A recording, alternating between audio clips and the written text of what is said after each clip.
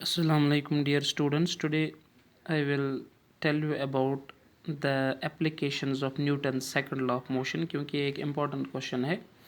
I have already told you about the statement of the Newton's second law of motion. हमने ये भी देखा कि हम कैसे रिलेशन को डिराइव कर सकते हैं, यानी कि force is equal to mass into acceleration.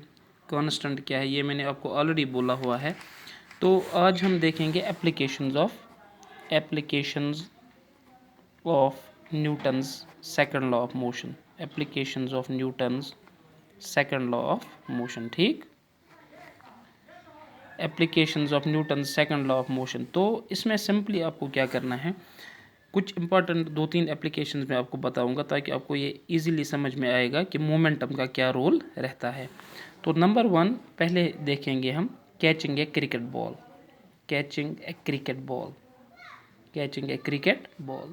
तो आपको पता होगा जब भी कोई एथलीट जो होता है, जब क्रिकेट मैच होता है, तो when a batsman hits A sixer और समथिंग एल्स, तो दूसरा जो जिसको कैच पकड़ना होता है, तो आपने देखा होगा कि जब बॉल एयर में होती है, हवा में होती है, तो जो प्लेयर नीचे से आता है उस बॉल को कैच करने के लिए, तो वो अपने हैंड्स जो है, हैंड्स को वो थोड़ा सा नीचे लाता है.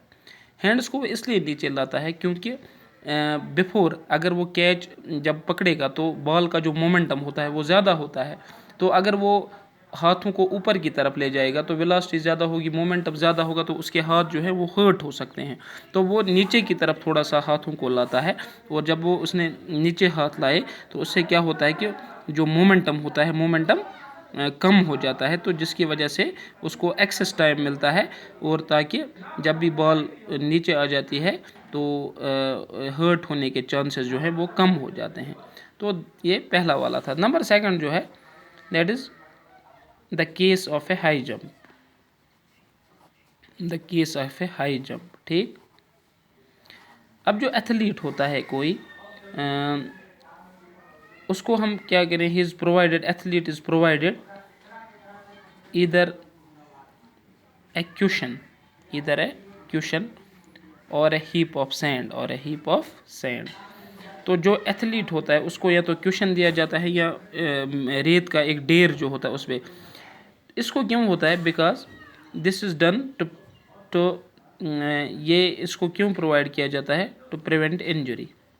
टू प्रिवेंट इंजरी, क्योंकि आपको पता है जब भी एथलीट कोई होता है, जब वो हाई जंप करता है, तो उसको ज़रूरी नीचे से कुछ सॉफ्ट होना चाहिए, क्योंकि अगर सॉफ्ट नहीं है, कोई हार्ड चीज़ है, तो जब हाई जंप में उसकी वेलोसिटी जो होती है, उसका मोमेंटम जो होता है वो ज़्यादा होता है, तो अगर वो ग्राउंड पे ज़ोर से गिरेगा तो उसको इंजरी हो सकती है, खुदा न खास्ता बोन ब्रेक हो सकती है या कुछ और भी हो सकता है.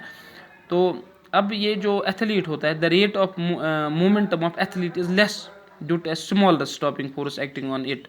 क्योंकि जब उसको एक क्वेश्चन हम देते हैं तो उसका जो मोमेंटम होता है वो जब रिड्यूस होता है, लेकिन नीचे से सॉफ्ट होने की वजह से क्या होता है कि जब वो स्ट्राइक करता है ग्राउंड को तो उससे इंजरी फील नहीं होती है. बिकॉज अगर उसको कोई हार्ड चीज़ होगी, ग्राउंड एज इट होगा, तो उसको इंजरी हो सकती है. नंबर 3 जो है, use of seat belts. Use of seat belts. आपको पता है जब भी कोई कार हम चलाते हैं तो सीट बेल्ट्स का यूज़ हम करते हैं. सीट बेल्ट्स को यूज़ करने की एक अहम वजह ये भी है क्योंकि जब एब्रप्टली कोई इंसान ब्रेक देता है, अगर उसको सीट बेल्ट नहीं होता है तो वो आगे की तरफ चला जाता है, और आगे की तरफ अगर वो ज़ोर से चला जाता है, अगर उसकी कार की स्पीड ज़्यादा है, तो वो आगे की तरफ टकरा सकता है, जिसकी वजह से उसको हेड इंजरी हो सकती है या कुछ और हो सकता है.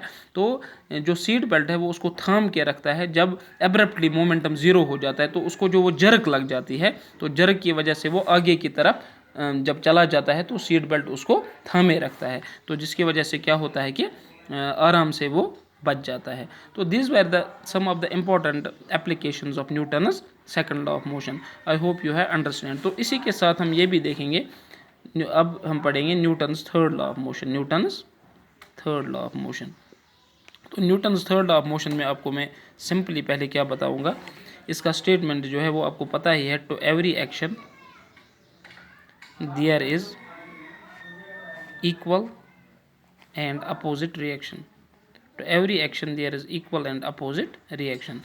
तो आपको ये भी पता है इसमें एक्शन और रिएक्शन का फोर्स होता है, यानी कि अगर आप किसी चीज़ को यहाँ से किसी चीज़ को सपोज़ आपने किसी बॉल को क्या किया, आप उसको ग्राउंड पे लगाते हो तो ग्राउंड का इक्वली फोर्स एग्जर्ट होता है वहाँ से, या आप दीवार पे कभी कभार किसी को मारते हो तो वहाँ से भी इक्वल फोर्स उसके ऊपर लग जाता है। तो ये कुछ एग्जांपल्स मैं आपको इसमें डिटेल्ड बताऊंगा बाय टुमारो। तो फिलहाल आप इतना याद रखेंगे कि जो Newton's third law of motion है इसका यही है कि to every action there is equal and opposite reaction.